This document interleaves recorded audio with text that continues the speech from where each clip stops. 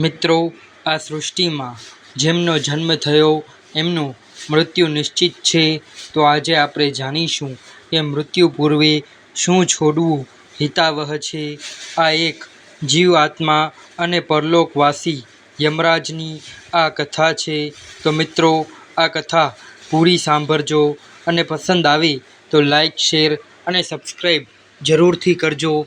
મિત્રો, કેટલાક કર્મો અને ખરાબ ટેવો એવી હોય છે કે જેને જીવનને વારંવાર જન્મ મરણના ફેરામાં નાખે છે.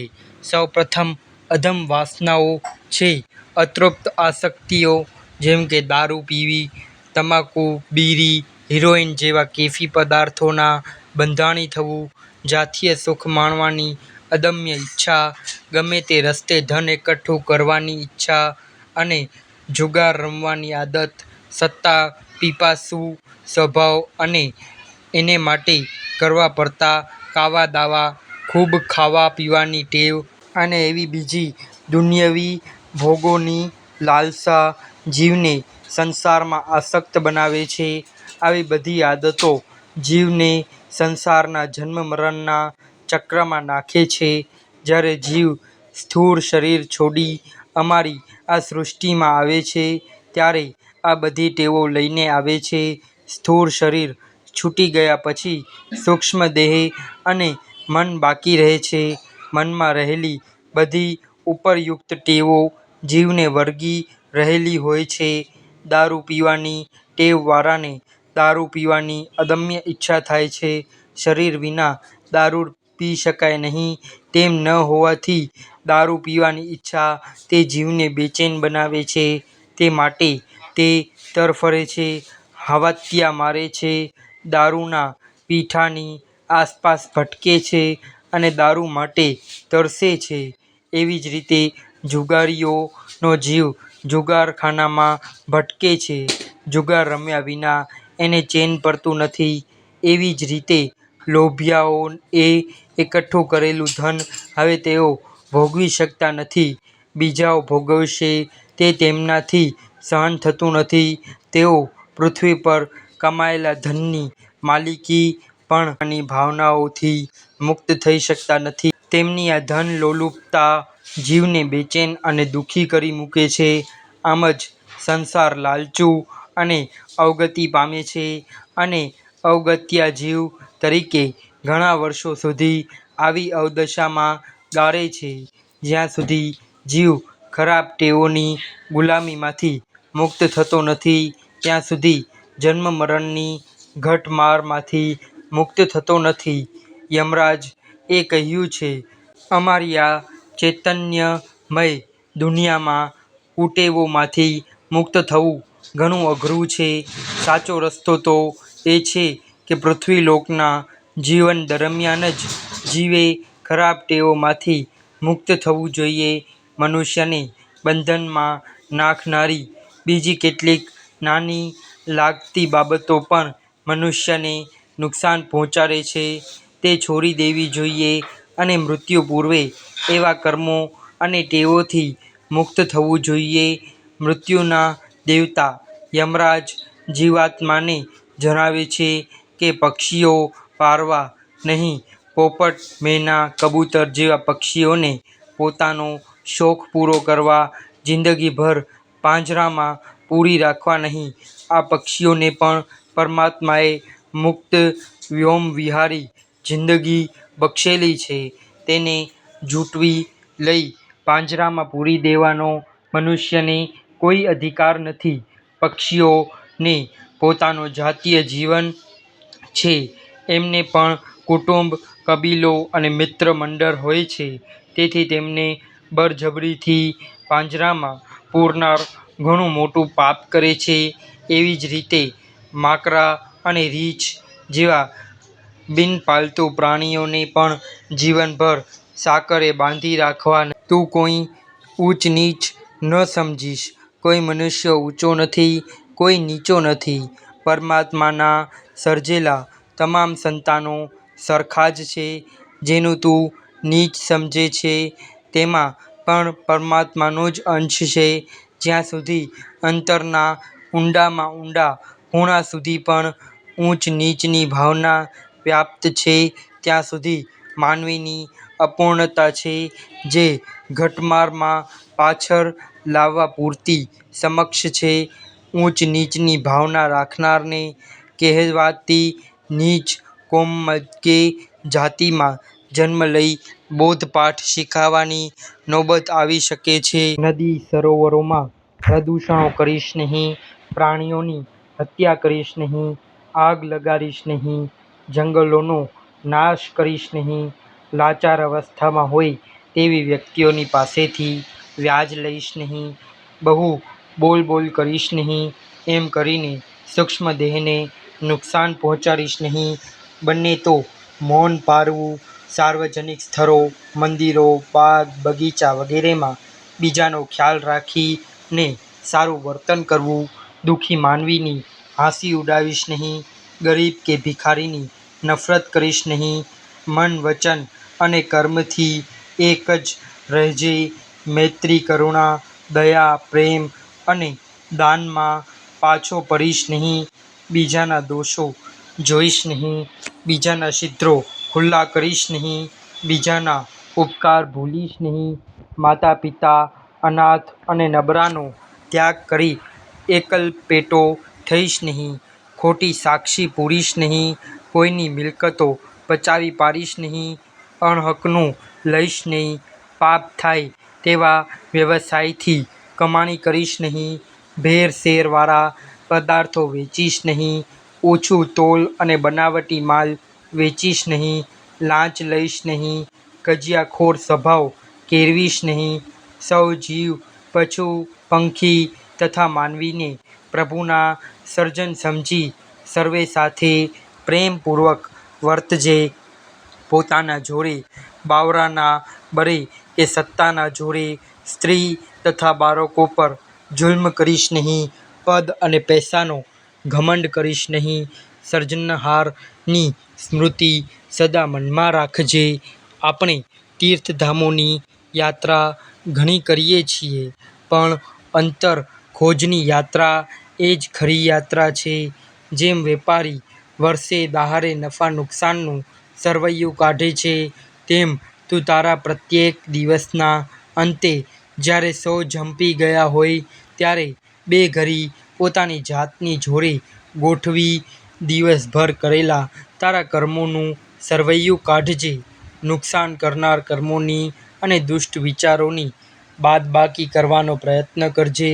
હે જીવાત્મા, જેમ ઉંદર બિલાડીથી સદા હરપળે ચેતીને ચાલે છે, તેમ જન્મ જન્માંતરોની હરફેટમાં નાખનાર દુષ્કર્મો, ખરાબ ટેવો અને નશીલા પદાર્થોના સેવનથી તું દૂર રહેજે. ચેતીને ચાલજે. પ્રભુની પરમ સમીપે જવા માટે તારા મનને નિર્મળ અને નિર્દોષ બનાવવાનું ખૂબ જરૂરી છે. તું તારા મનની કોઠીને તળિયા સુધી સાફ કરીશ તો તને લાગશે કે મનની કોઠીના તળિયે ચકિત થઈ જવાય તેટલી મલિનતાઓ, વિકૃતિઓ અને આસક્તિઓ, વાસનાઓની ઈયળો ખદબદતી જોવા મળશે. એ બધી ઈયળોને ફેંકી દેજે, સિવાય કોઈ રસ્તો હોતો નથી.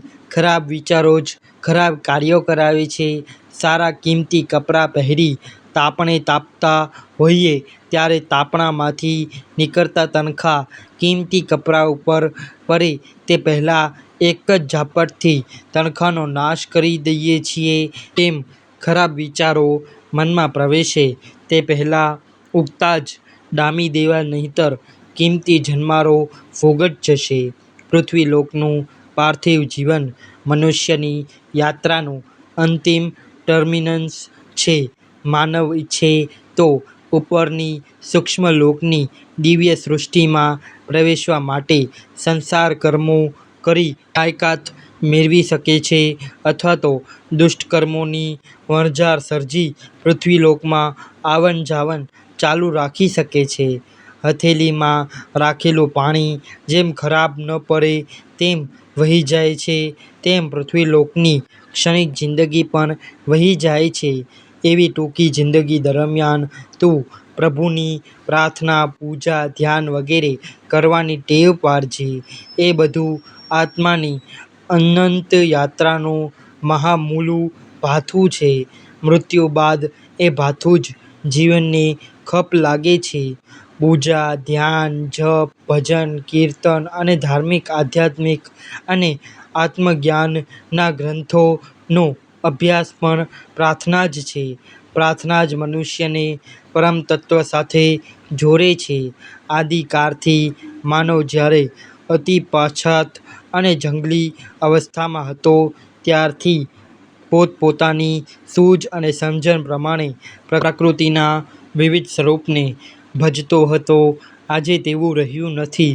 હજારો મહાજ્ઞાની મનુષ્યો, સિદ્ધ મહાત્માઓ અને મહાન ઋષિ મુનિઓના ચિંતન અને મનનથી ઉદ્ભવેલા જ્ઞાનનો ભંડાર સામા ધાર્મિક, તત્વજ્ઞાન તથા આત્મજ્ઞાનના ગ્રંથો અને ઘણી આસાનીથી મળી શકે છે. તો શા માટે તેનો લાભ લઈ ભવચક્રમાંથી મુક્ત થવું જોઈએ? જેટલું વહેલું સમજે તેટલું તમારા લાભમાં છે. નહીંતર ભવચક્ર ફરતું જ રહેશે. તે પોતાના આત્માની યાત્રા લંબાવી નાખવાનું આત્મઘાતી પગલું ભરવાનું રહેવા દો. પ્રાર્થના એનો અર્થ અમારી દુનિયામાં ઘણો વિશાળ છે. સમગ્ર જીવસૃષ્ટિના જીવોના કલ્યાણમાં રચ્યા પચ્યા રહેવું, દાન આપવા, જીવમાત્રને મદદ કરવી એ ઉત્તમ પ્રાર્થના છે. તું તારું સમગ્ર જીવન હિતાર્થે જ વિતાવે એ ઈચ્છવા યોગ્ય છે. જેઓ અન્ય માટે ઘસાઈ ઉજરા બને છે તેવા જીવ અમારી દુનિયામાં એવા છે. ત્યારે તેમના પવિત્ર વિચારો, પ્રભુપ્રીતિ અને લોકકલ્યાણની ઉદાર ભાવનાના કામથી ઉજરા તારલા જેવા થઈને આવે છે. અમારી સૃષ્ટિમાં આવા જીવનો ભારે સત્કાર થાય છે. એવા જીવો અમારી સૂક્ષ્મલોકની દુનિયામાં આવ્યા પછી પોતાના સ્વભાવ મુજબ એક ક્ષણનો પણ વિલંબ કર્યા વગર આત્માની ઉત્પત્તિમાં લાગી જાય છે. એમ કરીને તેઓ આત્માની યાત્રા ઝડપી બનાવે છે અને ટૂંકાવે છે. કોઈ પણ સત્કાર્ય ભલે તે નાનું હોય કે મોટું હોય, આત્માના પ્રભુ તરફના રસ્તાને ટૂંકાવે છે. તેથી તું જીવમાત્રની સેવા કોઈ પણ ફળની અપેક્ષા રાખ્યા વગર કરજે. સેવાના પ્રસંગો ચૂકીશ નહીં. મરણ એ જીવનનું છેલ્લું અને આખરી પૂર્ણવિરામ નથી. બીજી રીતે કહીએ તો તે અસ્તિત્વમાંથી મટી જવાની શૂન્યતા પણ નથી. જો તે તારા જીવનને પૃથ્વીલોકના લોલુપતાઓમાં લપટાવી રાખ્યો હશે તો તું સૂક્ષ્મ જગતમાં મળનાર દિવ્ય આનંદો પામી શકીશ નહીં. સૂક્ષ્મલોકની દિવ્ય સૃષ્ટિમાં પ્રવેશવા માટે જે કોઈ બાધારૂપ છે તે બધું તું પૃથ્વીલોકમાં જ છોડીને અહીં અમારી દુનિયામાં આવજે. તું તારા મનના માળિયામાં નકામી વસ્તુઓ, આસક્તિઓ, બુરી ટેવો, દુષ્કર્મોની ભૂતાવાર લેતો આવીશ નહીં. યમરાજ કહે છે કે હે જીવાત્મા, આ બધી શિખામણો મેં તને અગાઉ વારંવાર સમજાવી છે. તેમ છતાં આ બધું વારંવાર સમજાવવાથી મૃત્યુ પૂર્વે શું શું છોડવું હિતાવહ છે એ વાત તને બરાબર સમજાઈ જાય. આ બધું સાંભળી જીવાત્માને પ્રશ્ન એ થાય છે કે એ બધું છોડવું કેમ? એ માટે મનને સમજાવવું એ જ મહત્વની બાબત છે. મન એ જ હુકમનો એક્કો છે. મન મારે છે અથવા મન તારું છે? મન જ સર્વ કર્મોનો વિચારનારો, વિચારોનો અધિપતિ અને સેનાપતિ છે. જેવું મનમાં વધુ વિચાર એ તેવા થઈને સારું વિચારીએ તો સારા થઈએ અને ખરાબ વિચારીએ તો ખરાબ થઈએ. પુણ્ય કરવાનો વિચાર કરીએ તો પુણ્ય કરીએ છીએ અને પાપ કરવાનો વિચાર કરીએ તો પાપ કરીએ છીએ. માટે જ શાસ્ત્રોમાં કહે છે કે ચારો દિશાઓથી અમને સુંદર વિચારો પ્રાપ્ત થાઓ જેથી અમે સારા કર્મો જ કરીએ. જ્યાં મન છે ત્યાં આપણી સૃષ્ટિ છે. મન જ આપણી સૃષ્ટિનું સર્જન કરે છે. મન જ્યાં ત્યાં ઇન્દ્રિયો સુખોમાં ભટકે છે. એમ કરીને સારા નરસા કર્મોનું સર્જન કરે છે. પણ મન જો ઇન્દ્રિયોના અને સંસારી લોલુપતાઓના આકર્ષણ અને મોહિનીમાંથી હટી જાય અથવા ઉઠી જાય તો ઇન્દ્રિયો કશું કરી શકતી નથી. નશીલા પદાર્થોની ખરાબ ટેવોમાંથી મુક્ત થઈ જવાય છે. જેવું મન તેવી મતિ અને જેવી મતિ તેવી ગતિ. મન જ સર્વ ઇન્દ્રિયોનો અધિપતિ છે. જે જગતને જીતે તે અન્ય વિજયી છે, પણ જે મનને જીતે છે તે અજેય છે. જગતને જીતવું સહેલું છે, પણ મનને જીતવું અઘરું છે. મન સર્વોપરી છે એ ખરું છે, પણ આખરી સર્વોપરી નથી. મન પણ ઉપર પણ તેની અધિપતિ છે. બુદ્ધિશાસ્ત્રો કહે છે, મન સસ્તું પરા બુદ્ધિ. બુદ્ધિ મનને કાબૂમાં લેનારી છે, મનને વશમાં રાખનારી છે. મન લાગણીઓમાં અને વાસનાઓમાં તણાય છે, પણ બુદ્ધિ પોતાની નિર્ણય શક્તિથી મનને રોકે છે, ઠપકારે છે. સારું શું અને ખરાબ શું એ પરખવાની શક્તિને વિવેક કહે છે. વિવેક બુદ્ધિનો પણ ઉપરી છે. વિવેક શક્તિ ગમે ત્યાં ભટકતા મનને રોકે છે, વશમાં રાખે છે.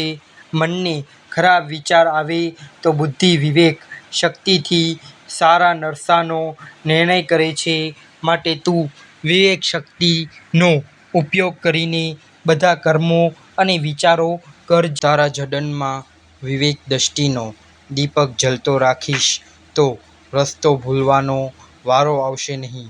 તારા મન ઉપર કશંકાઓના ઘણા થર જામી ગયા હશે, જેનો તને ખ્યાલ પણ નહીં હોય. ખરાબ વાસનાઓ અને ખરાબ ટેવોની વૃત્તિઓ ચોંટી ગયેલી હોય છે. તેનો નાશ કરવાનો છે. તેમાંથી યુક્ત થવાનું આવશ્યક છે. જેનું મન નિર્મળ અને નિર્દોષ થયું છે તે તો જગત ત્યાંથી પણ અધિક બળવાન છે.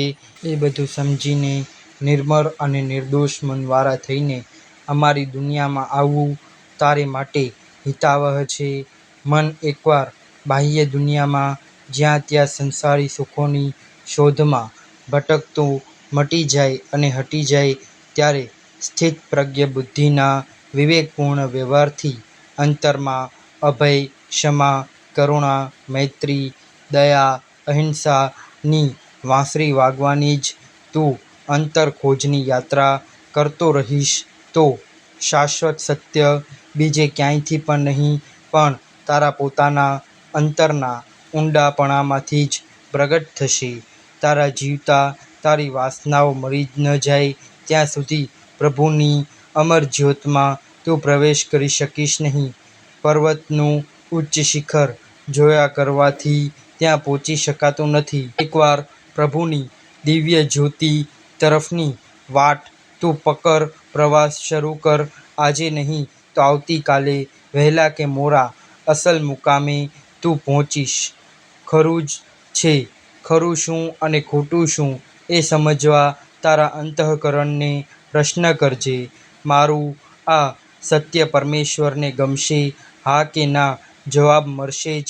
જે પરમેશ્વરને નથી ગમતું તે બધા કાર્યો પાપ અને જે ગમે છે તે પુણ્ય છે. એ જ પાપ કે પુણ્ય જાણવાની ગુરુ ચાવી છે. પાપ કર્મો આધ્યાત્મિક અધોગતિ કરાવનારા છે અને ભવચક્રમાં ભમાવનારા છે. પુણ્ય કર્મો પ્રભુ સમીપે લઈ જનાર છે.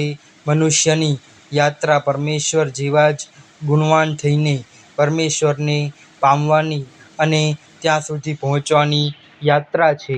પરમેશ્વરથી જ્યારે છૂટા પડ્યા ત્યારે કર્મોની ચાદર ચોખ્ખી હતી તેવી ફરીથી કરીને પાછા અસલ વતનમાં જવાનું છે. એ ધ્યેય તું ભૂલીશ નહીં. જેને તમે અતિ વહાલ કરશો એ તમારા માટે એક દિવસ વિલાપનું કારણ બનશે. વાસનાને પ્રવેશવાનો દરવાજો આંખ છે. આંખ દ્વારા પ્રવેશીને તે મનનો કબજો લે છે. તમારી આંખ અને મન જ્યાં ત્યાં પ્રભુનો અનુભવ કરો તો પાપ થતાં અટકશે. સર્વવ્યાપક પરમાત્માને જાણવાથી બહુ લાભ નથી, પણ તેનો અનુભવ થાય તો જ કામનું છે. પ્રભુના સૌંદર્યમાં આંખ અને મન તલ્લીન થાય તો જ ભક્તિ થઈ શકે છે. વૈષ્ણવો મનને મૂર્તિ અને મંત્રમાં જ રાખે છે. ઘરમાં કુસંગ હોય તો ઘર છોડવું, સત્સંગ હોય તો ઘર છોડવાની જરૂર નથી. સત્સંગ ન મળે તો વાંધો નહીં, પણ કુસંગમાં ન પડવું જોઈએ. મિત્રો, તમને આ વિડીયો પસંદ આવ્યો હોય તો આ વિડીયોને લાઈક કરજો, શેર કરજો અને આપણી યુટ્યુબ ચેનલને સબસ્ક્રાઈબ કરી બેલ આઇકન દબાવજો. ધન્યવાદ. હર હર મહાદેવ.